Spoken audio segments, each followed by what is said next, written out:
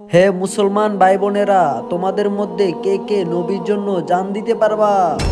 কি কি কি হে মুসলমান ভাই বোনেরা, তোমাদের মধ্যে কে কে নবীর জন্য জান দিতে পারবা? আমি দিব আমার নবীর জন্য যান। আমিও দিতে পারবো আমার নবীজির লেগে যান। হুজুর আপনি শুধু কন, আমি আমার ধন সম্পদ জান মাল যা আছে সব আমার নবীজির নামে দিয়া দিমু। আমি শুধু এই ঘোষণা মুসলমানদের জন্য দিছি। আরে কি কইতাছেন আপনি? আমরা সবাই এই জায়গায় মুসলমান। হুজুর আমার বাপ দাদা 14 গোষ্ঠী সবাই মুসলমান। না, আমাদের নবীজির একদিনের মুসলমানের কোনো দরকার নাই।